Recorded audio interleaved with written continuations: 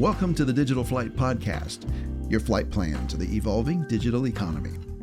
How do digital trends impact you, your organization, and your industry? Deep dive into these questions with Dr. Brian Lambert as he helps you avoid the turbulence and explore the highs and lows of transformation, innovation, and execution. Real quick, one quick favor to ask from you. There's one simple way that you can support our show, and that is by hitting that follow-up button on this app you're listening to this show on right now. The only free thing I'll ask from you is that you hit the follow or like button on this app. That helps us more than I could articulate, and it really allows us to keep doing what we're doing here. I really appreciate it. Digital Flight 71, runway transformation right, cleared for takeoff, dynamic 220. Cabin is secure for departure.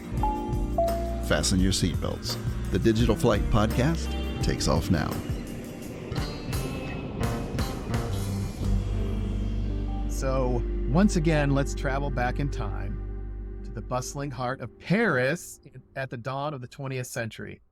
There lived an extraordinary inventor and an aviator named Alberto Santos-Dumont. With a mind as innovative as the Wright brothers and a spirit as adventurous as Amelia Earhart's, Santos-Dumont was not just a pioneer of the skies, he was a master of engaging the public's imagination. In the era where flight was the stuff of dreams and fancy, Santos-Dumont took to the skies above Paris, not in secrecy or in solitude, but with a flair for the dramatic and a passion for sharing his adventures with the world. His flying machines, as peculiar and extraordinary as they were, soon became a familiar sight above the Parisian rooftops. Imagine, if you will, a sunny afternoon near the Eiffel Tower. A crowd gathers, their sky is filled with an airship. The eyes look up, they prepare for the flight, they look and see what attempts to win a prize to capture the hearts of all who watch. With the roar and a puff of smoke, Santos-Dumont ascends his ship with the grace of a bird. The public, dressed in their Sunday best, watches in awe as he circles the Eiffel Tower, not just a man in a machine, but a symbol of human ambition and ingenuity. This wasn't merely a demonstration of technological prowess, it was an invitation to dream. Santos-Dumont showed the world that flight was possible, tangible, and within reach. He turned the skies above Paris into a stage, and every flight he took was a story. It was a spectacle that belonged to everyone who dared to look and dream. But Santos-Dumont's legacy extends beyond his airborne feats. He mirrored what we see today in the digital world, the power of public demos and social media to engage directly with an audience. He made the technology of flight accessible, creating personalized experiences for each member of the public. This wasn't just about flying, it was about bringing people together, sparking curiosity, and inspiring innovation. Today, as we delve into our topic, when we talk about digital transformation and customer engagement, let's remember this story of Santos-Dumont's approach. Like him, we are reminded that the heart of every technological achievement is the desire to connect, share, and to inspire. Captain, this is F.O. Taylor. Please clarify what that has to do with digital transformation on our in-flight checklist. Over. That's a great question, First Officer Taylor. In the tale of Alberto Santos-Dumont, we uncover a timeless narrative of vision and engagement that resonates deeply with the challenges and opportunities we face in today's digital era. His approach to sharing with the public teaches us an invaluable lesson about innovation, engagement, and strategy that are relevant to those navigating complex currents of digital transformation today. Santos-Dumont didn't wait for the world to acknowledge the potential of flight. He brought his dreams directly to the people, demonstrating that not only was it possible for air travel, but the power of involving the community in the journey helped move it forward. This proactive stance, taking the initiative to showcase innovation and its benefits, underscored the importance of not just reacting to change, but leading the charge. His precision in flight, maneuvering the airships around the Eiffel Tower, engaging with the public, wasn't just about showcasing his skills, it was about carefully crafting an experience that resonated with the audience. This mirrors not only the need for our own individual endeavors to not only collect and analyze information, but to do it in a way that benefits people, where you can anticipate needs and solve problems. So as digital pilots today, why should we care? His spirit embodies what it means to lead in the digital age. It's a reminder that at the heart of digital transformation is the need to connect, to engage, and to inspire. And this is the underlying structure that makes all of this possible. Though we haven't named it explicitly, it's about how to build a robust foundation that allows for the seamless flow and analysis of experiences and data, not only so we can understand our current environment, but that we can drive forward to collect and disseminate information that creates an impact. Digital Flight 71, Transformation Tower. We require a scan of the horizon for emerging market trends. Your insights are crucial for adapting and thriving in this digital era. Do you read? Over. Roger, Transformation Tower. We're going to explore the forces of digital transformation in order to reach our final destination safely. Over. And to help with that today, I'm excited to bring on a co-pilot. We've got Sean Amar, a master in steering Fortune 500 companies and government entities through the digital era. With over 15 years in technology and digital services, Sean has led teams of 50 or more across many diverse roles, emphasizing collaboration, excellence, and accountability. At Amplify, he pushed AI and analytics to new heights, impacting clients like Verizon, Wells Fargo, and Uber. Sean's unique blend of technical expertise and strategic insight is going to make us a great co-pilot for today's episode and benefit us as we dive into this idea of pioneering insight. So Sean, thanks for joining us today. I would love your perspective. What does that story mean to you as someone engaged where strategy meets execution to create experiences? First, I have to say that I just literally got off a plane yesterday. So it's fine to be on a cockpit of a Cessna or whatever background I'm actually supposed to be in right now. So that's funny. Yeah. No, that story actually means a lot. I actually wanted to visit France one day. The idea of looking at something and seeing the impossible actually happen right before your eyes kind of blows you away. So the idea of seeing something as simple as like your beach, like North Carolina, when the Orville brothers were basically in the air and they're basically looking down the sand, a new perspective, a new view, a new environment, new possibilities. That's just, it's so much. That's like how I feel with some of the different things I've basically done in my life. I remember one of the biggest times I saw something like that was when I saw a robot doing a human's job. And now we see that every single day and it still blows my mind away. So if you're Flippy the robot making burgers inside of Burger King right now, or if you're basically inside of a warehouse, I'm talking to you, robot, or I'm talking to you, human. Yeah, I'm truly mesmerized by some of the digitalness that I've basically seen throughout my lifetime. Yeah, that's amazing. And I definitely can relate. We've seen a lot of change and transformation, and it seems to be moving so fast. You know, what thoughts do you have around the speed at which things are moving now and the ability to actually take action in a way that makes sense, right? Hello, digital pilots. We are about to serve a selection of success stories and case studies. These real-world examples will provide nourishment for thought as we continue our journey through the digital stratosphere. Don't forget to subscribe. So I'm going to give you two examples real quick. So I'm going to tell you what happens when you don't innovate, and I'm going to tell you what happens when you do innovate. I got off the call yesterday from one of my guys who works at a company that's a consulting company that he's basically looking for people to do analytics. And he used to work at Sears. So this is Sears holding company, Sears Kmart. And one of the things I asked him was like, you worked at such an innovative company, but they just didn't realize the stuff they had. You guys created the Discover card and then the payment method to go with it. And then Capital One just bought it. You guys created a giant insurance company called Allstate, and you guys didn't realize the value of it, and you just gave it to someone else. You guys created basically the catalog system before the internet even came out, and you guys had a giant idea, and you basically let it go. Sorry, getting over cold. And what happens is failure to innovate is basically going to lead you behind. You're going to be the next Sears, or you're going to be the next BlackBerry. BlackBerry is another example. They had the physical keyboard. They should have been the first person to come out with the best on-screen keyboard. But look what happens. They let a competitor. So if you do not innovate, you will basically evaporate or you'll never, ever be seen again. When I'm seeing that now in the space these days, it's absolutely amazing. I went to an industry summit yesterday. It's called Zscaler. Zscaler is a very big industry leader here when it comes to some of their cloud offerings and whatnot. And they are finally now integrating AI into some of their Zscaler platforms. So the models they are basically using, if I remember correctly, they are developing some of their own, but they're also in partnership with OpenAI as well too. So it's amazing to see how the security world is basically going to be now in touch with AI. So one example they're going to start doing is something called penetration testing. Penetration testing is when you hire a company, and it's called a red team, I believe, and they purposely try to break into your network. And these guys charge, anywhere between 500 to 700 an hour. But now you don't even need that anymore. You can have AI just constantly try to penetrate your system for much, much cheaper. So why would you have a person?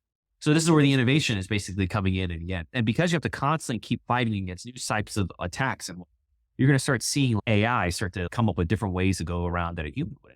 So going back to your question about the Eiffel Tower, it's great to see the airplane, and it's great to see the Eiffel Tower that high, but you also now open a new opportunity of what if bad guys also have planes? What if they fly over areas? What if they fly into buildings? What if they crash into different objects? Now I got to defend against that. It's nice to see a new innovation come out, and I actually see it through the positive of it. But unfortunately, most people are going to also look at the negative. We now guard against that as well too. Yeah, that's a great point. I remember I held on to my BlackBerry way too long because I love that physical keyboard, by the way. I had a BlackBerry Bold 9650, if I remember correctly. That's right. That's right. And you're bringing up a great point about the dark side and the light side, if you will.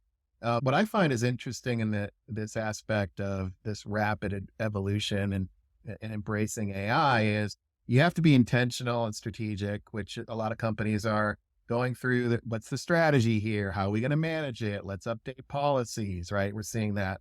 At the same time, there's this other aspect of the human nature of this, which is I'll wait and see.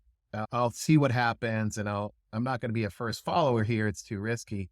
And this is going to create some sort of tension between the proactive ability to drive it value versus the reactive nature to see what happens. And in that gap, it's moving so fast that you're going to see things like the dark side, whether it's deep fakes or misinformation. Or every election cycle, you're going to have to figure out, is this really a video of somebody on the campaign trail, or is this from another country trying to tell me how to think? Yeah, the word you're looking for is pioneers perish, settlers prosper. That's what it is. So these guys are now pioneers. So let's see what basically happens to that. And going back to your thing, I'm obviously seeing something this week where this is so new to me. And this is just, imagine the amounts of things I could do with this. Someone was either a YouTuber or a influencer or something like that. And they posted a video of their general likeness, basically reviewing something. And what happens is there was an AI video that took that video, reconstructed their voice, reconstructed their facial movements, and then endorsed a product or endorsed China or endorsed something. And I just look at this was like, oh my God. And then now I have a picture of your likeness. I have what you sound like. I have you endorsing something. All I need now is get your personal information. Oh, that's right. There's a giant AT&T hack that just happened. I'll just go to the dark web and figure out what your latest information is. And then boom, I have now just basically copied you on the internet. So this is one of the reasons why you have to look at it like scary, like what the power is. Even this interview right now could be taken from different contexts. And I don't know, I could endorse something that I didn't mean to endorse. So yeah, you're right. There has to be some sort of third party. And the only thing I can think of is like the way that policy messages say, I approve this message, and there's some sort of thing on the bottom that says it. That's going to have to be like a third party thing now, where there has to be a third party certification that says this is an authentic message from that person. So that's the only thing.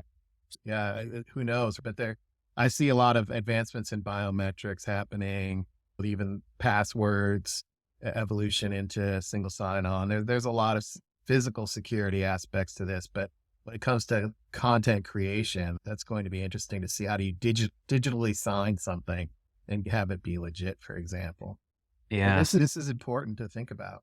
But this just goes back to a business thing I learned back in graduate school, or I'm sorry, undergraduate, which is basically wherever there's risk, there's opportunity. So there is a major risk here, which means there's major opportunities for people as well too, for the right people that are looking around for it. So I'll give you one example. No one cared about concept of light block previously, but because of all this digital information available to bad actors, they created a product of LifeLock, and now that product is doing well, and then it was acquired by Norton. So I don't know what's going to happen in the future, but I will tell you there is plenty of opportunity for people who are looking for it. Yeah, let's talk about that opportunity, right? So we took the story here of Santos-Dumont, and he think about it back in the 1800s, right? He's going to get this airship and he's going to fly it around Paris. I just love putting myself in that position. It's like windy and it's scary, and he's got that perspective that you mentioned it. But when you look at what he did, he had some audacity to actually just share it publicly and put himself out there. That's one thing. And then another thing is, for somebody to pull that off, he had to figure out a lot of moving parts, and he had to prepare and execute. And then he had to look at what you just said, the potential. Where there's risk, there's possibility. And he saw the potential of connecting and inspiring others who gaze into the sky and ask, what if? How does that resonate with you in past experiences with your customers, or even in your past, with people looking at digital transformation, or just even an initiative to carry forward? There's so many. I mean, I could think of the RPA example I could talk about first, and I think about the AI example I saw later. I'll give you an example. So the RPA one. Now, RPA used to be a buzzword that everyone had to know, and it stands for robotic process automation. And I remember when I was at Verizon, I had to automate a task where, long story short, a robot would copy and paste something from a Word document, put it inside an Excel table perfectly. And I made a robot that did do that correctly. And it was 4 or 5 people's jobs that this thing was basically taking. And I got it able to work. And those people weren't replaced. They were just basically assigned to something else. But I looked at this and I was like, wow, I've just freed up 5 different people to go work on other things. And it's just amazing to see 30 hours a week was dedicated to this one task. And I can get them to go do something else. So I saw the ramifications of that right away. I was like, companies really wanted to. They could just automate more and more to the point that they don't need humans. Luckily, that didn't happen. So instead, what happened is most of these people got trained to do other skill sets. And then basically they helped the company that way. Now, when it came to AI, I remember my first introduction to AI was I was using ChatGPT when it came out. And I asked it to give me, not that there's anything wrong with my relationship right now, but I asked it to give me the divorce laws in Virginia. And it did perfectly. There's I think 5 or 6 different types of divorce. There's no such thing as no fault divorce here. You have to have, I think it's abuse, adultery. I'm trying to think of the other ones. Abuse, adultery. There's like 5 or 6 other reasons why you're allowed to get a divorce here in Virginia. And it gave me the Virginia statute perfectly. And I could just go look it up and type it in. It's up. There's a statute right there. I looked at this and I was like, this is a paralegal right here. This is what you would normally do to have a paralegal do this kind of work. Then I started asking it different questions. And then the more and more I looked into it, I was like, wow, this thing is actually saving time. I don't have to do this kind of stuff anymore. Then I started asking it to write emails for me because I didn't feel like actually writing these emails anymore. And it's actually doing a really good job. And fast forwarding nowadays, I have this thing basically doing job apps for me. And it's amazing to see what this AI is doing. And I'm looking at this from the top down, like this thing is doing all the work that I would actually normally do. So you're asking me when I first saw this, what's going to basically happen from here? More and more people are going to integrate this into every single day items. One of the things that I can basically start easily seeing is the AI personalized assistant. And basically the concept of Siri, but like all over the place. And you're going to start seeing this. Amazon's already been doing this where every single time you buy something, you always recommend something else next to you. I'll use this as an example for my girlfriend because she's recognizing this as well. There's a very popular fashion retailer called Shein, if I'm actually saying that correctly. And they actually have AI algorithm on their site that shows you nothing but your favorite clothing over and over and over and over and over again. To the point that she's spending like 2-3 hours a day because it's everything she loves. It's all literally right there. And it's amazing to me. And I'm like, wow, this thing is going off of your previous purchase history. And it's tailoring the entire website to only show you the things that you want to see. And then it hopes that you buy off that. And then what's great about this is for inventory, there's no inventory anymore. You don't have to keep this in a warehouse because in the inventory game, you have to sell all this stuff in order to get your money back. But this is all just in time. So as soon as she buys it, then it gets shipped to China, then it gets made, then it's shipped right back to you. This personalized experience, this is just for clothes. There's so many other things I could do this for. I could do this for hotels, where I only could show you hotels of only the best hotels of the beaches that you like going to. They're all right there for you. And then I could give the hotel operator, hey, these are the prices he's paid. He is a stable customer. He pays this and this. If you go in this price range, I will more likely show him your hotel, and he's very likely to book. This AI personal assistant, I feel like you're going to start seeing this on different types of sites where the web is going to start catering the internet towards you. Now, YouTube is like a good example of this, where basically YouTube only shows you the things that you basically watch, and occasionally it throws you in something new. But you're going to start seeing this AI personalization all over the place. And I just see the power of this, and it's just truly amazing. That is one good thing, which is I'm going to buy lots of clothes of the same style from Shein. But the problem with AI personalization is it doesn't show you other ideas you could possibly think of. It only shows you what you know you'll like. So imagine if all I drink is Dr. Pepper. Every single day I'm drinking Dr. Pepper because it clearly knows I love Dr. Pepper, and I only give it drinks that are just like Dr. Pepper, like Mr. Pibb. I'm trying to think what else is there. Cherry Coke, and so on and so forth. Yeah. So eventually you need to try other sodas besides Dr. Pepper. And that's where one of the bad things of AI will come in, where it's only going to zone you into the things that you actually want. And now you won't be able to try new things because you don't want to. Humans don't like change. We like keeping things consistently the same. Yeah, great points. And the idea of creating this myopic bubble of self information, you end up in a very narrowly defined swim lane and actually unable to relate to others. And we're seeing that with news as well. And so imagine I only drink Dr. Pepper and I only go to Shein and I only buy this one tank top, and that's my entire life right there. Yeah, you have I think the word you used was myopic bubble. I call it siloed, but yes, it's like the fear of it. Exactly. And then you end up with, and it's an interesting, I know you made it, it might not be, she spends 2 hours a day on this, but it's definitely longer than the average attention span, which is currently reported to be about 45 seconds.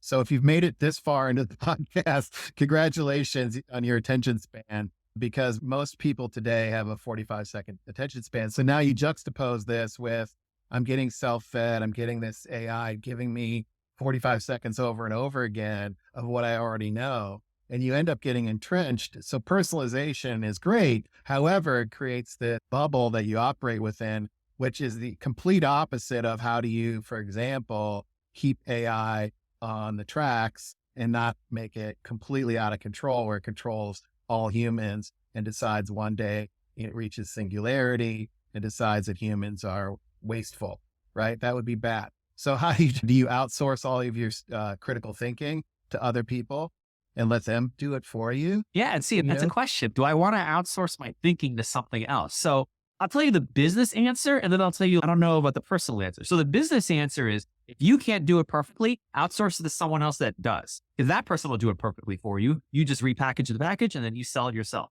That makes perfect sense in a business setting. But do I really want to outsource my ability to think, influence my decisions to not even someone else, but something else? That's a very tough thing to do. Even for me, I'm starting to notice that I don't want to read the Wall Street Journal. So I'll copy and paste an actual summary. I'll copy and paste an article inside ChatGPT and just tell me to summarize what's the point of it. Today, I found out that Jersey Mike's is selling its chain to Blackstone for $8 billion. And of course, I just literally copy and paste the entire thing, put it in there. And I was like, all right, it's Blackstone, it's this price and terms and so on and so forth. And I said, wow, 2,400 stores. And they're just literally selling for $8 billion. And it's a sandwich store. So I was like, wow, that's really great. I wish I could sell a sandwich store for $8 billion. So yes, would I want to outsource it? I don't know yet. Do you say I want to outsource my low value thinking to something else and I want to keep my critical thinking to myself? I don't know how that is. Especially when you think about critical thinking, isn't necessarily a skill that's widely embraced or taught because of it takes too long. It takes too long to do critical thinking. We don't have time for that. So it's a whole piece of computing power and your cognitive abilities as a human, and then your ethics and your value system in relation to a supercomputer that has a whole entire internet at its disposal, that can tailor every single message and serve it up on a website through an avatar that speaks to you in a way that you want to be spoken to. And you know what? It's not a diverse avatar. It's the avatar that you relate to the most, which gives you more of your bubble. So it's going to be interesting to see. And I think we're seeing it with TikTok. And that's why there are House hearings on TikTok, because of that algorithm and how it serves up to our young people and really doesn't allow for that critical thinking. And that's just touching the tip of the iceberg of it. But the bottom line is this idea of personalization that you're bringing up here is the good and the not so good of personalization. And how do we navigate that? Yeah. Unfortunately, this is just a theory of mine. America gravitates to things that are the most easiest and the less hardest. So if it's easier, they're more likely to embrace it. So just going off the past, I just feel like, so for example, I use Amazon for this. I used to go to Walmart because it was $1 cheaper than Amazon. Now I was like, forget that. I'm not going in the car, starting it up, driving it, going in traffic, go picking it up, taking it to the cash register, swiping my card, and then going back to the car and driving back to it. I'll pay $1 more just to have something because it's easier. And look what it just did. I paid $1 more for something because it was easier. So going back to critical thinking, I believe that what's going to happen is a lot of our young people, they're not going to want a critical. It's too difficult. They'd rather just have things easier. What's the word? I'm not going to say instant gratification, but like another word where they prefer the easier path instead of the more difficult path. And sometimes the more difficult path is actually a better one. And I do believe that's probably what's going to end up happening. And I tend to agree with that. And when you think about that in terms of business, customer empathy, understanding buyers, buyer centricity, customer centric, empathy, these things you hear a lot in terms of strategy, but they're quite difficult to execute on. I remember talking to a trucking and shipping company, and they were telling stories about, hey, I'm standing in front of a customer. The customer's saying, hey, Amazon's giving me 15-minute increment updates on where my underwear is in my neighborhood and that it's 4 stops away. You people can't tell me where my $250,000 generator is. And you're telling me it's between Dallas and Minneapolis somewhere? Like, what is going on? Right. So this is a interesting time for businesses to think about, what does personalization mean? And then, are you really customer centric at all? Yeah. And actually going back to that, I remember one of the things that Amazon did was Black Friday was destroyed by Amazon. Because I used to be one of those people that would camp out in line to get the TV or whatnot. And nowadays, I just say, forget that. I just add it to my list. And as soon as Black Friday hits, all the prices go down. Fine, I'll just buy it. So now going from that, and you obviously saw the announcement that Amazon is starting to sell cars. With Amazon's customer-centric model and the ability to sell a high-ticket item like a car, if I could sell a car on the internet, what can't I sell now? So it's going to be amazing to see how they actually do it. And yeah, especially to survive now in the business environment here, customer centricity has to be it. I don't even deal with businesses that don't want to deal with me. I don't even think about that. I'd rather just go out and find the one that does. I'm going to the dentist in about an hour. I call around until one of them actually called me back and said, hey, I'll see you tomorrow. And I was like, exactly what I need because my tooth is hurting. So that type of model where it has to be customer centric, has to be quick, has to be fast. That is what people have to do to survive. Let's carry this forward into the idea of personalization and innovation. When you think about those aspects from your digital experiences and how you've been able to align really customer-centric strategies with digital strategies to serve customers better and to make an impact, what are some things that our audience might need to think about in terms of bridging this gap between what really is a customer-centric vision and the ability to execute on it with personalization, innovation, et cetera? So I remember when the word was, I think it was called omni-channel. And then before that, it was some other word. I think now it's called multi-channel. And then now we're just customer centricity. So what I usually do to answer that question, which is basically, how do I focus on the customer, is exactly what it is. I just focus on the customer and I just go backwards from there. So there's only 2 or 3 companies that I feel like have actually done that. I feel like Apple has done it. And I feel like Amazon's done it, where basically they just start their processes around the consumer first and they end up going backwards. And that's basically what the best companies are doing. So they go out, they go backwards, and they start saying, okay, we need to have our data 100% good about this customer. So they go into the systems. There's archaic SAP systems and these archaic Oracle systems, and they try their best to clean up their data. They try their best to actually, apply AI to it. But basically just starting from scratch and just actually having a correct database system is like one of the perils of most companies. I remember I went back to some of the companies that I had basically advised, and these people didn't even have database systems. It was literally just Excel. I was like, wait, so you put 200,000 names in Excel and then you guys just do VLOOKUPs on it? And then this is how you pop it out? This is a multi-billion-dollar company and you guys are still using Excel? Don't you guys need a database one? So just starting as simple as that. You need to just at least have clean data. And that by itself is a difficult issue. Oh yeah. I remember back in the day, I'd say, where's that data? And they say, that's Sean. No, I'm like, no, that's a person. Yeah, Sean has that. He has that data. It's on his computer in the Excel spreadsheet. So the person was the database and that person granted access or not. Yes. So the idea of getting your hands on it was one thing, but having it be integrated, having it be the foundation for data-driven decisions about your customer, that was incredibly far off. And this was only 2 or 3 years ago. So it started with flat files like Excel. Then it went to ERP systems like Oracle, and then it went to CRM systems like Salesforce. And now here we are at our database AI systems now. So it goes back to the very beginning, just having clean data and making sure it's in a centralized place, make sure it's a single source of truth, because I've also seen multiple systems where basically one customer's data is in multiple systems. Now they solve that with the cloud, because then all these systems dump into one giant cloud, and then from there you could access it. But it goes back to the basics. So clean data, clean databases. Then when you have both of those, then you need to start building your your data-driven decisions by your customer. So what I basically see happen to it is this customer always comes in between 1 o'clock in the morning and 3 o'clock in the morning. They always buy a Dr. Pepper and they always buy this. So next time there's a customer that comes in at 1 to 3 o'clock in the morning, let's show him this coupon, because he's shown indication that he likes this product previously. So let's show him a coupon. And what I'm basically talking about is CVS. CVS has done this where if you go inside some of their, the drink sections of their stores, some of them had digital coupon screens now. And what they basically did is they connected basically when someone walks in at their time, hey, this person is more likely to buy this coupon at this time. So only they'll show you the coupon at a certain time. So that idea is data-driven decision-making. Just the simple idea of, hey, I'll give this person a little bit of money off if they actually come in during this time of the day. So they start doing things like that. And I've noticed like it actually does work, because certain customers, when they do come in every single day and they see this coupon, they're more likely to come in again. That's the product. So that's like some of the data-driven decision-making you can easily see. What else have I seen that's like very similar to that? Once you have a customer's purchase history, you can do exactly what many of these other companies do, which is create a loyalty program. For example, CVS, every single time I swipe my CVS card, all my data is basically interacting with CVS's server and saying, this person bought this and this.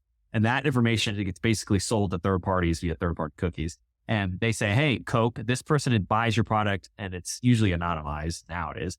He buys it from year to year at this time. He bought this 20-ounce bottle. He bought this flavor, and so on and so forth. And that's how they basically take your money. They take your data and they make money with it.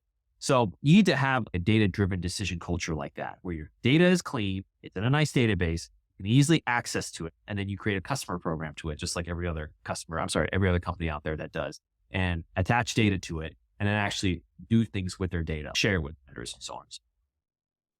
Yeah, and this idea of personalization and crafting those experiences that resonate, it's important to have that. We want that as humans, we want that as consumers, but we also want the data privacy. But when it comes to personalize, what they had to do is they had to, like you said, leverage data, leverage analytics, and they had to figure out through testing, what's the best way to serve this up. Somebody had to come up with the idea of these digital real-time coupon screens, and they had to be able to put them in the store and test it.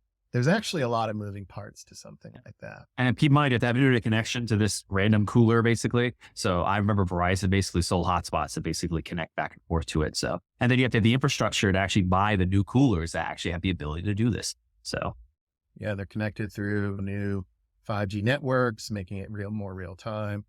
Another thing that people can try in this makes me think about is the idea of baby steps, starting small. I think as humans, we want to say there are 1,200 CVS stores. How are we going to make that happen overnight?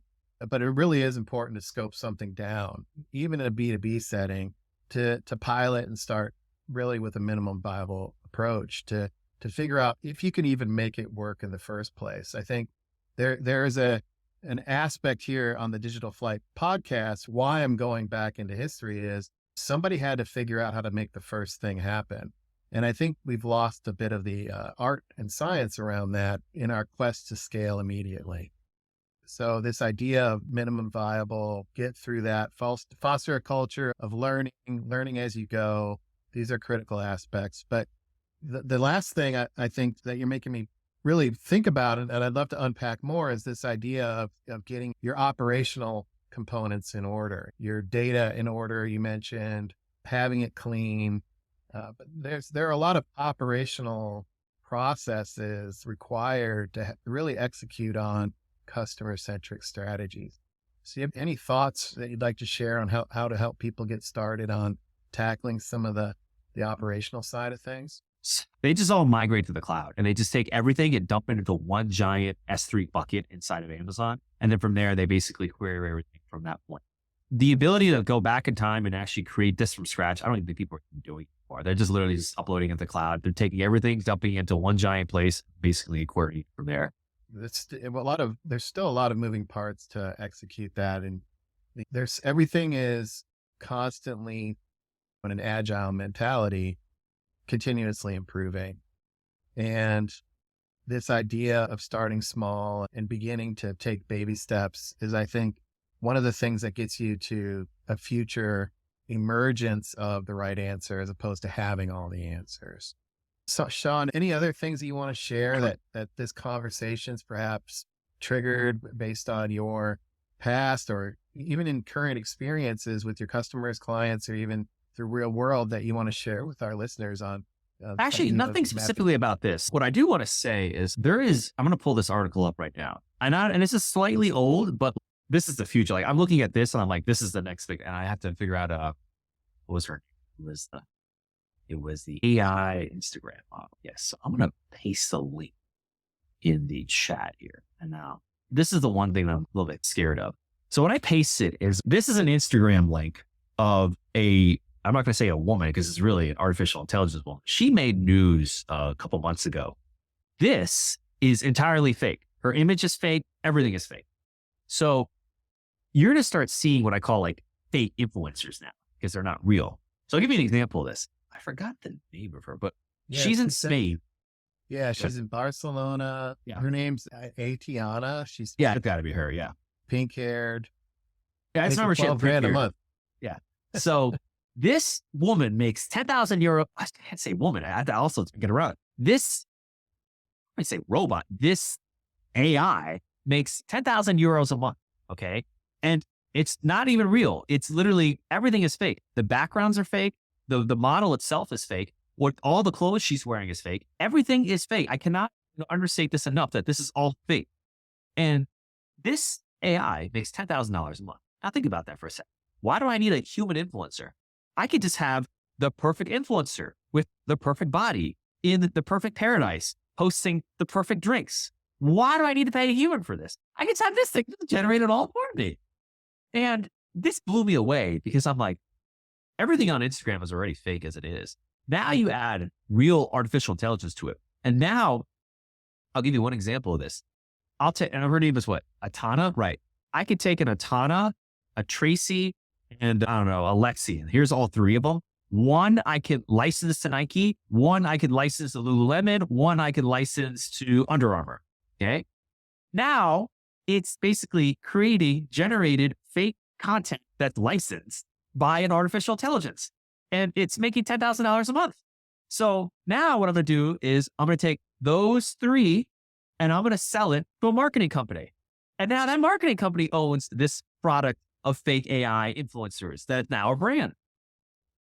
You're going to start seeing this now a lot more often because why do I need a real human model? Why do I need New York Fashion Week? I could just create the model with my own skin tone, with my own preferences, with whatever my followers want. I don't need to actually look for this in real life. And some other things that's interesting is this is not even a human, yet this thing generates 10,000 euros a month. So an AI makes more than a human does. I don't understand that. It's better to not be a human. I'd rather just be an AI. I make $10,000 a month.